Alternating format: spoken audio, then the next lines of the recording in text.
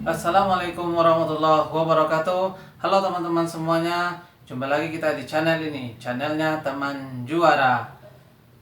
Bagi teman-teman yang baru bergabung dengan channel ini, jangan lupa like ya, nyalakan notifikasinya, dan jangan lupa subscribe karena subscribe itu gratis. Di video kali ini kita akan membahas materi tentang perpajakan, yaitu materi yang dipelajari di kelas 11 SMA. Untuk lebih lengkapnya kita saksikan video berikut ini ya.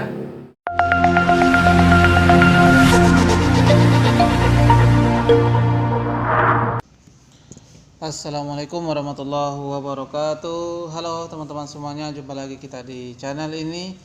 Di video kali ini kita akan membahas materi berkaitan dengan perpajakan.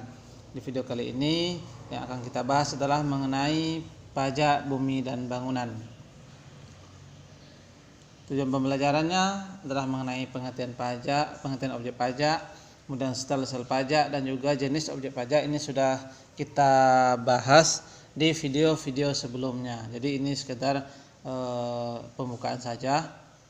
Untuk objek pajak juga sudah kita jelaskan, serta peraturan sistem perpajakan di Indonesia ada 5 macam. Ini juga sudah kita bahas pada video sebelumnya. Untuk pertemuan kali ini kita akan menjelaskan berkaitan dengan pajak bumi dan bangunan. Materi yang akan kita bahas adalah, pertama adalah pengertian PBB, kemudian menjelaskan objek pajak PBB, kemudian tarif PBB, dan perhitungan PBB terutang. Kita masuk ke bagian pertama, pengertian pajak bumi dan bangunan, atau yang selanjutnya kita sebut dengan istilah PBB. Dengan dikeluarkannya Undang-Undang Nomor 28 Tahun 2009 tentang pajak daerah dan retribusi daerah, yang mana sebelumnya PBB termasuk salah satu pajak yang pemungutannya itu dilakukan oleh pemerintah pusat atau pusat. Nah, dengan dikeluarkannya undang-undang ini, maka kewenangan pajak bumi dan bangunan atau PBB ini diambil alih atau dialihkan ke pemerintah daerah untuk secara keseluruhan PBB.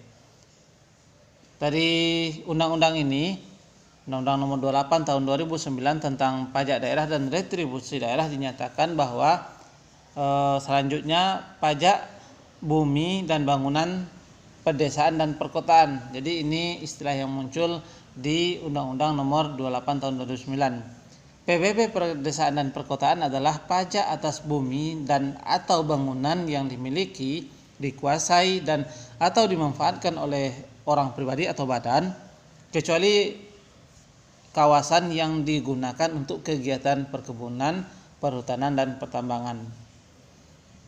Kemudian pada tahun 2014, tepatnya 1 Juni 2014, PBB pedesaan dan perkotaan diambil alih atau merupakan bagian dari pajak daerah tingkat 2, yaitu pajak daerah tingkat kabupaten kota. Sedangkan untuk PBB perkebunan, perhutanan, dan pertambangan diambil alih tetap merupakan bagian dari pemerintah pusat, atau pemungutannya itu dilakukan oleh pemerintah pusat.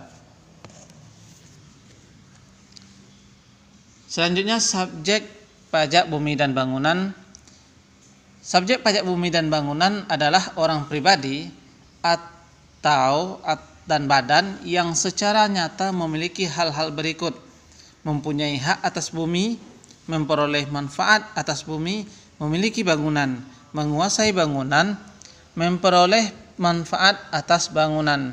Jadi jika salah satu dari item ini terpenuhi atau ada, maka dia termasuk bagian dari subjek pajak. Kemudian kita lanjutkan dengan objek pajak. Objek pajak bumi dan bangunan apa saja?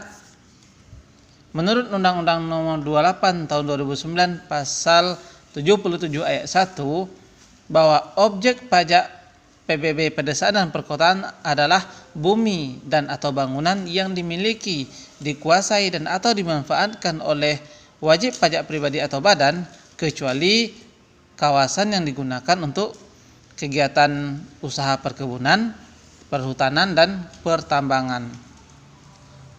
Namun ada juga beberapa objek pajak, tetapi dia tidak dikenakan ke PBB. Apa saja? Menurut Undang-Undang Nomor 28 Tahun 2009 Pasal 3, pertama adalah objek pajak yang digunakan oleh pemerintah daerah untuk penyelenggaraan pemerintahan, misalnya kantor-kantor pemerintahan dan sebagainya. Kemudian yang kedua, digunakan semata untuk melayani kepentingan umum di bidang ibadah, sosial, kesehatan, pendidikan, dan kebudayaan nasional yang tidak bertujuan untuk memperoleh keuntungan. Misalnya tempat ibadah, masjid, gereja, dan sebagainya. Untuk kegiatan sosial ada panti asuhan, untuk kesehatan, puskesmas, dan lain-lain gitu ya. Kemudian yang ketiga, digunakan untuk kuburan, peninggalan purbakala, atau yang sejenis dengan itu.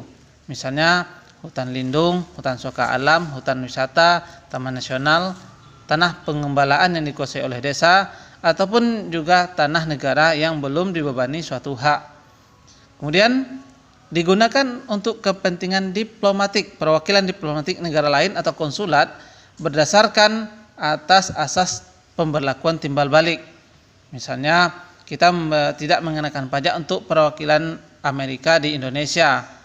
Timbal balik maksudnya apa? Kita pun juga tidak akan dikenai pajak di Amerika, perwakilan Indonesia gitu ya. Begitupun negara-negara lain. Selanjutnya digunakan oleh badan atau perwakilan lembaga internasional yang ditetapkan oleh peraturan Menteri Keuangan. Misalnya ada lembaga-lembaga internasional yang menempatkan kantornya itu di Indonesia. Kemudian tarif pajak bumi dan bangunan.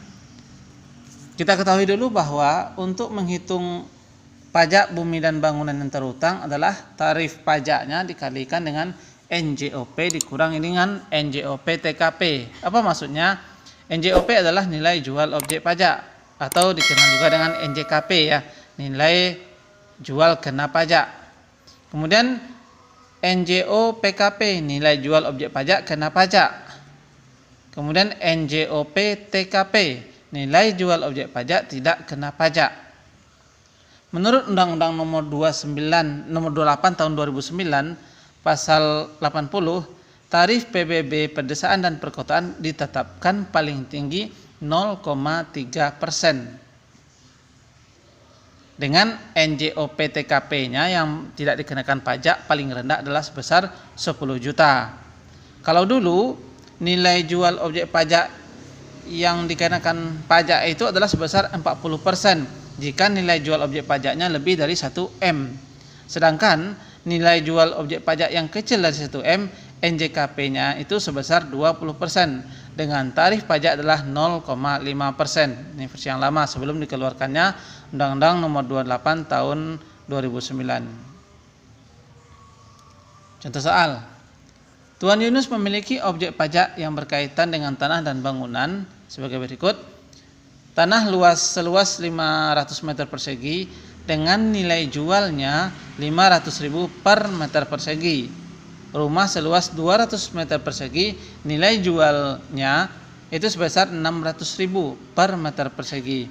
Hitunglah besarnya PBB terhutang jika diketahui NJOP TKP-nya adalah sebesar 10 juta dan tarif yang dikenakan adalah sebesar 0,1%. Maka yang kita hitung dulu yang pertama adalah berapa total nilai jual objek pajaknya.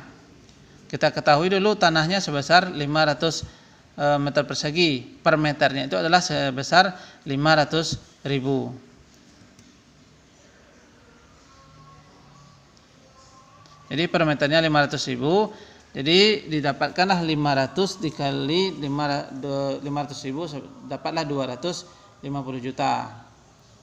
Kemudian bangunannya sebesar 200 meter persegi kali 600.000 dapatlah 120 juta. Maka kalau dijumlahkan dapatlah dia nilainya total nilai jual objek pajaknya sebesar 370 juta. Nah, tadi diketahui nilai jual objek pajak tidak kena pajaknya adalah sebesar 10 juta. Berarti dikurangi 10 juta dapatlah 360 juta. Nah, sesuai dengan ketentuan tadi, tarif yang dikenakannya adalah 0,1%. Berarti 0,1% kali dengan 360 juta. Dapatlah 360.000. Jadi inilah PBB terutang atau PBB yang harus dibayarkan oleh Tuan Yusuf. Oke, ini perhitungan dengan memakai metode yang terbaru ya menurut Undang-Undang Nomor 8 Tahun 2009 tadi. Kemudian kalau kita pakai metode yang lama, ini masih soal yang tadi ya. Bedanya cuma di sini saja. Nah, tarif yang dikenakannya adalah 0,5%. Karena nilai jual objek pajaknya kurang dari 1 M tadi, maka dipakailah 20%. Maka perhitungannya gimana? Oke, ini dia ya. Perhitungannya hampir sama dengan yang tadi. Didapat nilai jual objek pajaknya itu sebesar 370 juta. Kemudian dikurangi dengan nilai jual objek pajak yang tidak dikenakan pajak sebesar 10 juta. Maka dapatlah 360 juta. Nah, untuk perhitungannya memakai yang tadi ya. Karena dia kecil dari 1 M, berarti yang dipakai adalah yang 20%. Kemudian diambil lagi tarifnya itu sebesar 0,5% tarif PBB. Maka kalikan dengan 360 juta dapat juga 360.000. Jadi PBB terutang Tuan Yusuf di tahun itu adalah sebesar 360.000. Jadi itu saja dulu materi kita pada video kali ini. Mudah-mudahan ada manfaatnya. Disudahi. Assalamualaikum warahmatullahi wabarakatuh.